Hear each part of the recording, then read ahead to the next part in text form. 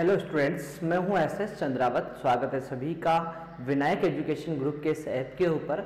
प्यारे विद्यार्थियों, आपके सामने फिर से लेकर हाजिर हो चुका हूं 12th क्लास केमिस्ट्री। और इस 12th क्लास केमिस्ट्री के अंदर अपन चर्चा कर रहे हैं लेसन 9 उप सहसंयोजक यौगिक से संबंधित। प्यारे विद्यार्थियों, उप सहसंयोजक यौगिक लगभग समाप्त होने के कगार पर है और इसमें अपनी चर्चा आज होने वाली है संकुलों के अंदर रंग। आप लोगों को पता होना चाहिए कि कोई भी संकुल जो होता है एक विशेष रंग का होता है, यानी एक विशेष प्रकार का रंग वो प्रदर्शित करता है और इन रंगों के आधार पर अपन किसी भी संकुल की आसानी से पहचान कर पाते हैं। अब बात आती है कि कोई भी संकुल रंग प्रदर्शित क्यों करता है, इसका क्या कारण है, इसके बारे में अपन यहाँ पर चर्चा करते हैं। एक बात आप लोग हमेशा ध्यान रखना कि चाहे कोई सी वस्तु हो, चाहे कोई सा संकुल हो, ठीक है, जब उसके ऊपर कोई सफेद प्रकाश की किरण आपतित होती है तो वो सफेद प्रकाश के अंदर उपस्थित अधिकांश रंगों को अवशोषित कर लेता है, या बोलेंगे अपन कि कुछ रंगों को अवशोषित कर लेता है और जिस रंग को उसने अवशोषित किया है उसके पूरक रंग का वो दिखाई देता है। जैसे कोई सा भी संकुल है, वो संकुल क्या करता है कि सफेद प्रकाश की किरण जैसे उसके ऊपर आपतित हुई तो वो विशेष रंग को अवशोषित कर लेगा, और जब विशेष रंग को उसने अवशोषित कर लिया है तो उस विशेष रंग को जिसने उसने अवशोषित किया है उस अवशोषित रंग के पूरक रंग का वो दिखाई देता है। ठीक है, अब कैसे दिखाई देता है, किस रंग को अवशोषित करेगा, कैसा दिखाई देगा, इन सभी के बारे में अपन यहाँ पर चर्चा करने वाले हैं। तो नोटबुक लेकर आप लोग रेडी हो जाइए और नोट्स बनाना शुरू कर दीजिए। टॉपिक है अपना संकुल के रंग। संकुल के रंग। संकुल के रंगों के बारे में बात करें प्यारे विद्यार्थियों, तो मैं बता ही चुका हूं कि जब श्वेत प्रकाश किरण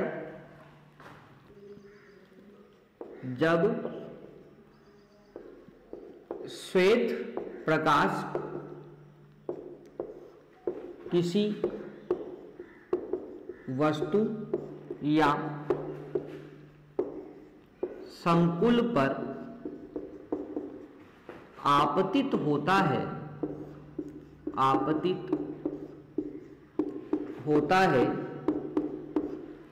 तो आपतित होता है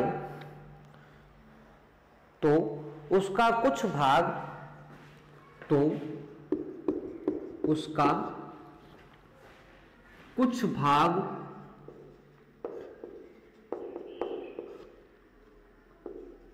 अवशोषित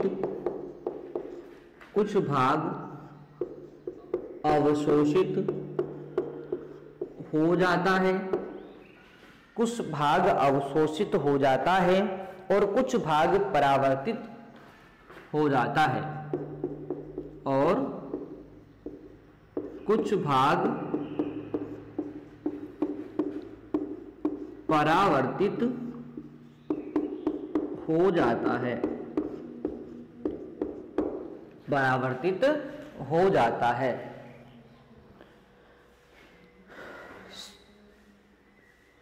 संकुल उस रंग का दिखाई देता है, अतः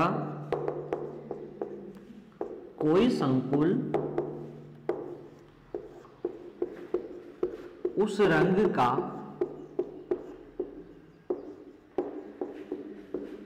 दिखाई देता है, उस रंग का दिखाई देता है जो उसके द्वारा अवशोषित किए गए, जो उसके द्वारा अवशोषित किए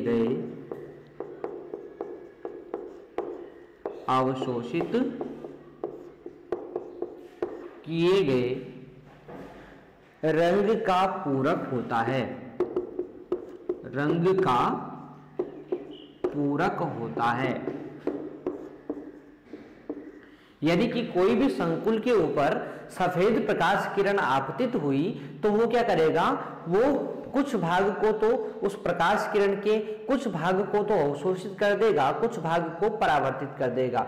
अब किसी भी संकुल के द्वारा जिस भाग को अवशोषित किया गया है, जिस रंग को अवशोषित किया गया है, उसके पूरक रंग का वो दिखाई देता है। अब कौन से अवशोषित रंग होंगे, कौन से पूरक रंग होंगे, इनको एक टेबल के माध्यम से मैं आपको यहां पर बताता हूं। ठीक है, तो इस प्रकार से एक तरफ अपन लिख लेते हैं अवशोषित रंग और एक तरफ अपन लिख लेते हैं पूरक रंग। ठीक है, अब देखिए आप लोग अवशोषित रंग में बात करते हैं तो यदि अवशोषित रंग लाल है तो पूरक रंग होता है नीला। क्या होता है? नीला। यानी कि लाल रंग को अवशोषित किया तो वो नीला दिखाई देगा। ठीक है, पराबैंगनी, पराबैंगनी रंग को अवशोषित किया तो हल्का पीला दिखाई देगा, हल्का पीला दिखाई देगा। इसके अलावा बात करते हैं अपन, तो पीला अवशोषित किया तो बैंगनी दिखाई देगा, बैंगनी दिखाई देगा। ठीक है, इसके बाद बात करें अपन नीला हरा अवशोषित किया, नीला हरा अवशोषित किया तो नील लोहित दिखाई देगा। ठीक है, यदि उसने नीला अवशोषित किया तो पीला नारंगी दिखाई देगा, पीला नारंगी दिखाई देगा। तो इस प्रकार से ये कुछ अवशोषित रंग, कुछ पूरक रंग मैंने आपको बता दिए हैं, जिसके बारे में आपको जानकारी यहां पर होनी चाहिए। क्या होनी चाहिए कि अवशोषित रंग यदि लाल है तो वो संकुल नीला दिखाई देगा, अवशोषित रंग पराबैंगनी है तो संकुल हल्का पीला दिखाई देगा, अवशोषित रंग पीला है तो संकुल बैंगनी दिखाई देगा, नीला हरा है तो नील लोहित दिखाई देगा, नीला है तो पीला नारंगी दिखाई देगा। ठीक है, तो ये तो बात हो गई है किस आधार पर कि कोई सा संकुल किस रंग को अवशोषित करता है, उसके पूरक रंग का वो दिखाई दे जाता है। ठीक है, अब बात करते हैं अपन जो भी अपन ने पढ़ा है क्रिस्टल क्षेत्र सिद्धांत। क्रिस्टल क्षेत्र सिद्धांत इन रंगों के बारे में क्या बोलता है? तो क्रिस्टल क्षेत्र सिद्धांत बोलता है कि ये जो रंग प्रदर्शित होते हैं ना किसी भी संकुल के द्वारा, ये कोई सा भी संकुल किस रंग का होगा ये डिपेंड करता है डीडी संक्रमण के ऊपर। किसके ऊपर? डीडी संक्रमण। डीडी संक्रमण की बात करें अपन तो देखो डीडी संक्रमण का सिंपल सा मतलब होता है डी कक्षक से डी कक्षक में संक्रमण। इलेक्ट्रॉन का डी कक्षक से डी कक्षक में संक्रमण। जैसे अपन ने पढ़ा है कि ईजी कक्षक अपने T2G कक्षक होते हैं, जिन अष्टफलकीय लिगेंडों के अंदर अपन बात करते हैं, अष्टफलकीय संकुलों के अंदर तो T2G कक्षक होते हैं और ईजी कक्षक होते हैं। अब यहां पर क्या होता है कि जब इलेक्ट्रॉन, आपको पता है ये भी डी कक्षक है और ये भी क्या है? डी कक्षक है। जब कोई इलेक्ट्रॉन यदि यहां से इस ईजी कक्षक T2G कक्षक से उत्तेजित होकर कहां चला जाए? ईजी कक्षक में चला जाए। T2G कक्षक से उत्तेजित होकर क्या चला जाए? ईजी कक्षक में चला जाए। तो देखो ये क्या हुआ? डी कक्षक से डी कक्षक में ही संक्रमण हुआ है, इसलिए इसे क्या बोलते हैं? डीडी संक्रमण कहते हैं। अब देखो कोई भी इलेक्ट्रॉन ऊर्जा को अवशोषित करके उत्तेजित होकर क्या चला गया? उच्च ऊर्जा स्तर में चला गया, परंतु उच्च ऊर्जा स्तर क्या होता है? अस्थायी होता है। तो इस इलेक्ट्रॉन को वापस कहां लौटना होता है? निम्न ऊर्जा स्तर में लौटना होता है। परंतु उसने जो ऊर्जा ग्रहण की है उस ग्रहण की गई ऊर्जा को रंग के रूप में ये उत्सर्जित कर देता है और उसी रंग का दिखाई दे जाता है। तो इस प्रकार से जो क्रिस्टल क्षेत्र सिद्धांत है वो डीडी संक्रमण के बारे में बात करता है। किसके बारे में बात करता है? डीडी संक्रमण के बारे में, कि जब इलेक्ट्रॉन एक डी कक्षक से दूसरे डी कक्षक में संक्रमित होते हैं, गति करते हैं, तो इसके परिणाम स्वरूप क्या होता है? इसके परिणाम स्वरूप यहाँ पर रंग दिखाई देते हैं। तो इस चीज को भी अपन यहाँ पर नोट कर लेते हैं। ठीक है, चलो साथ के साथ आप लोग उसको नोट जरूर करते रहेंगे प्यारे विद्यार्थियों। ठीक है, ताकि आपको सारी चीजें यहाँ पर कंप्लीट हो जाए।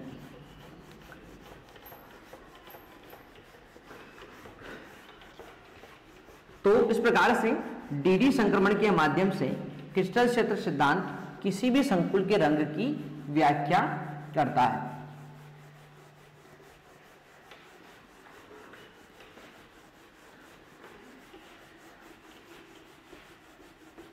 इसको नोट अपन यहां पर कर लेते हैं। तो देखिए, क्रिस्टल क्षेत्र सिद्धांत के अनुसार क्रिस्टल क्षेत्र सिद्धांत के अनुसार क्रिस्टल क्षेत्र सिद्धांत के अनुसार संकुल डी संक्रमण के कारण संकुल डी संक्रमण के कारण संकुल डी संक्रमण के कारण रंग प्रदर्शित करते हैं। रंग प्रदर्शित करते हैं।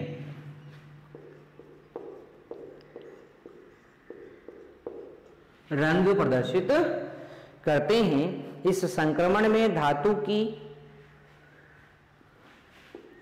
इस संक्रमण में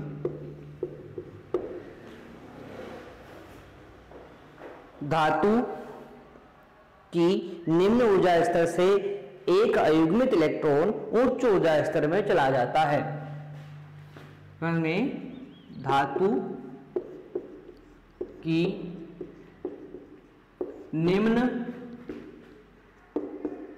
ऊर्जा स्तर, धातु या धातु आयन बोल सकते हो, धातु परमाणु या धातु आयन बोल सकते हो, कि निम्न ऊर्जा स्तर से एक अयुग्मित इलेक्ट्रॉन उच्च ऊर्जा स्तर में चला जाता है। उच्च ऊर्जा स्तर में चला जाता है। उच्च ऊर्जा स्तर में चला जाता है। ठीक है, जिससे संकुल रंग प्रदर्शित करता है। यानी कि इस प्रकार से एक डी कक्षक से दूसरे डी कक्षक में इलेक्ट्रॉन का गमन होता है, इसे डी संक्रमण कहते हैं, और जिससे संकुल रंग प्रदर्शित करते हैं। रंग प्रदर्शित करते हैं। ठीक है, रंग प्रदर्शित यहां पर करते हैं। अब यहां पर एक बात आपको समझ में आ गई होगी, एक वर्ड मैंने काम में लिया है कि इस संक्रमण के अंदर अयुग्मित इलेक्ट्रॉन गति करता है। कौन गति करता है? अयुग्मित इलेक्ट्रॉन गति करता है। युग्मित इलेक्ट्रॉन की बात यहां पर नहीं हुई। यानी सिंपल सी बात है कि जिन डी कक्षकों के पास अयुग्मित इलेक्ट्रॉन होगा ना, केवल वही क्या करेंगे, वही रंग प्रदर्शित करेंगे। जिसके पास युग्मित इलेक्ट्रॉन होगा वो रंग प्रदर्शित नहीं करेंगे। जैसे अपन ने पढ़ा है प्रबल क्षेत्र लिगेंड के लिए कौन, एक तो D0 विन्यास वाले, D6 विन्यास वाले और D10 विन्यास वाले। इसको आप लोग देख सकते हैं। D0, D6, D10 विन्यास वाले तीन विन्यास ऐसे हैं जिनके पास प्रबल क्षेत्र लिगेंड के लिए क्या होते हैं, युग्मित इलेक्ट्रॉन होते हैं। और यहाँ पर जब कोई अयुग्मित इलेक्ट्रॉन है ही नहीं तो वो निम्न ऊर्जा स्तर से उच्च ऊर्जा स्तर में भी नहीं जाएगा। यानी कि इस प्रकार के संकुल जिनका विन्यास D0 हो, D6 हो, D10 हो, वो कोई रंग प्रदर्शित नहीं करेंगे। ठीक है, तो ये बात आपको ध्यान यहाँ पर रखनी है। बिल्कुल मैं नोट लगाकर आपको यहाँ पर समझा देता हूं कि क्या होती है एक चीज। तो देखिए आप लोग, D0, D6, D10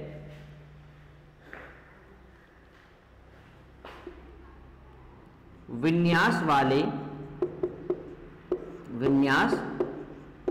वाले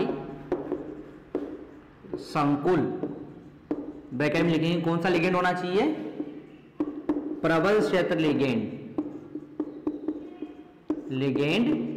के लिए। ठीक है, तो D0, D6, D10 विन्यास वाले संकुल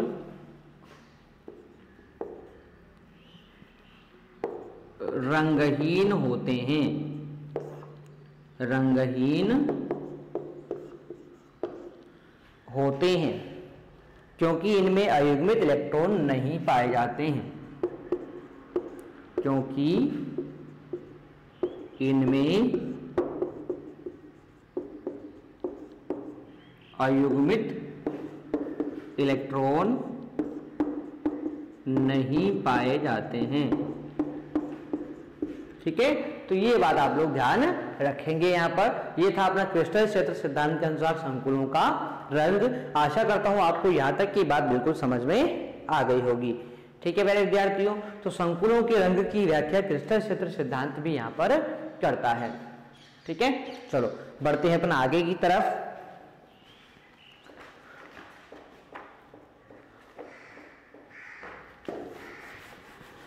और अगला टॉपिक अपन यहाँ पर लेंगे जो भी बहुत ही महत्वपूर्ण है अपने लिए एग्जाम के पॉइंट ऑफ व्यू से, क्योंकि एग्जाम में आप लोगों से ये चीज पूछी जाती है। ध्यानपूर्वक आप लोग उसको देखते रहेंगे। कहीं पर आपको कोई प्रॉब्लम होती है तो आप लोग जो है मुझे कमेंट बॉक्स में कमेंट करके जरूर बता देंगे कि सर हमें यहाँ पर दिक्कत आ रही है। आपकी हर प्रॉब्लम का सॉल्यूशन यहाँ पर आपको दिया जाएगा। ठीक है, तो आप लोग ध्यानपूर्वक अपनी विषय वस्तु को कंप्लीट करते रहिए। ठीक है, चलो बढ़ते हैं आगे की तरफ। और अगला हेडिंग है अपना उप सहसंयोजक, उप सहसंयोजक यौगिकों का स्थायित्व, यौगिकों का स्थायित्व, उप सहसंयोजक यौगिकों का स्थायित्व। इसके बारे में अपन बात करें तो देखो अधिकांश संकुल जो होते हैं वो स्थायी होते हैं। अपन ने बात की थी कि यदि अपन किसी भी संकुल को जल में विलय करते हैं तो आपको पता है कि संकुल जो होते हैं वो अपने आयनों का, अपने सभी आयनों का परीक्षण नहीं देते हैं। अब अपने सभी आयनों का परीक्षण नहीं देते हैं, इसका मतलब क्या हुआ कि वो स्थायी है। यानी अधिकांश संकुल जो होते हैं वो क्या होते हैं, स्थायी होते हैं। ठीक है, अब इनके स्थायित्व का कारण क्या है इसके बारे में पता करें अपन। तो देखो भाई, लिगेंड और आयन के मध्य जो अंतः क्रिया होती है, लिगेंड और आयन के मध्य अंतः क्रिया को अपन अम्ल क्षार युग्म या लुईस अम्ल लुईस क्षार युग्म की क्रिया के माध्यम से समझते हैं। जैसे क्या होता है कि अपन बात करते हैं लिगेंड क्या करता है, इलेक्ट्रॉन युग्म ग्रहण करता है, सॉरी इलेक्ट्रॉन युग्म दान करता है और केंद्रीय आयन इलेक्ट्रॉन युग्म ग्रहण करता है। ठीक है, वैसे ही अपन लुईस अम्ल लुईस क्षार की बात करते हैं तो लुईस क्षार क्या करता है, इलेक्ट्रॉन दान करता है और लुईस अम्ल इलेक्ट्रॉन ग्रहण करता है। ठीक है, तो इस प्रकार से इलेक्ट्रॉन युग्म दान करने व ग्रहण करने की जो ये प्रवृत्ति है इसके बारे में अपन बात करें तो यहां पर क्या होता है कि ये जो लिगेंड और केंद्रीय आयन के मध्य अंतः क्रिया है इसको आप लोग समझ सकते हैं किससे, लुईस अम्ल लुईस क्षार की क्रिया से। ठीक है ना, तो इसको अपन नोट कर लेते हैं। यहां पर क्या है अपने पास कि अधिकांश संकुल अत्यंत स्थायी होते हैं, संकुल अत्यंत स्थायी होते हैं, अत्यंत स्थायी होते हैं। इन संकुलों में धातु आयन, इन संकुलों में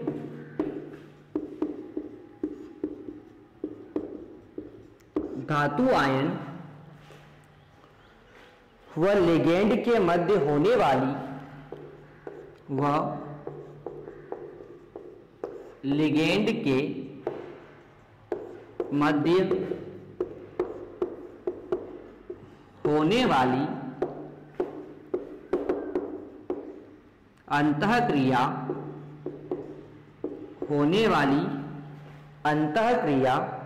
को अंतःक्रिया की तुलना लुईस अम्ल क्षार अभिक्रिया से की तुलना लुईस अम्ल क्षार अभिक्रिया से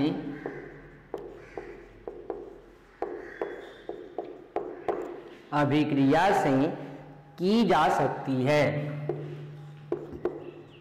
की जा सकती है। यह अंतःक्रिया प्रबल होती है तो बनने वाला संकुल, यानी यह अंतःक्रिया प्रबल होती है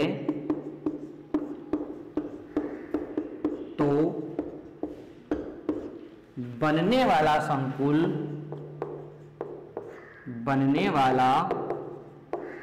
संकुल अधिक स्थायी होता है, अधिक स्थायी होता है। बनने वाला संकुल क्या होगा? अधिक स्थायी होता है। जैसे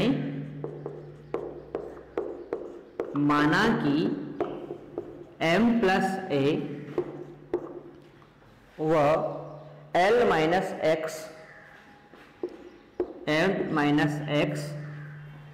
एक संकुल बनाते हैं, एक संकुल बनाते हैं। यानी m+a तो क्या है? यहाँ पर केंद्रीय आयन है और l-x क्या है? लिगेंड है। तो इस प्रकार से m+a और Nl-x लिगेंड है, N लिगेंड है, ये आपस में क्रिया कर रहे हैं और यहाँ पर संकुल का निर्माण कर रहे हैं MLn+b। इस संकुल का निर्माण ये यहाँ पर कर रहे हैं। यहाँ पर आप लोग बता सकते हैं कि यहाँ +a -x+b क्या है? आवेश हैं। क्या है ये? संकुल के ऊपर या लिगेंड आयन के ऊपर क्या है? आवेश है। n यहां पर लिगेंडों की संख्या है, n लिगेंडों की संख्या है। और एक बात और ध्यान रखेंगे, +b बराबर होता है +a-x। ठीक है, तो ये बात आप लोग ध्यान रखेंगे। यानी इस प्रकार से आप लोग इसको लिख सकते हो +a +-x, इसके बराबर ये होता है। ठीक है, अब एक नियम आप लोगों ने पढ़ा है, द्रव्य अनुपाती क्रिया नियम, क्योंकि आपको पता है ये उत्क्रमणीय अभिक्रिया है और इसमें द्रव्य अनुपाती क्रिया नियम लागू होता है। द्रव्य अनुपाती क्रिया नियम से साम्य अवस्था स्थिरांक Ks का मान क्या होगा? उत्पाद की सांद्रता बटे क्रियाकारकों की सांद्रता होता है। तो उत्पाद की सांद्रता कितनी है? m(ln)⁻+b बटे क्रियाकारक क्या है? m+a की सांद्रता, और यहां पर हो जाएगा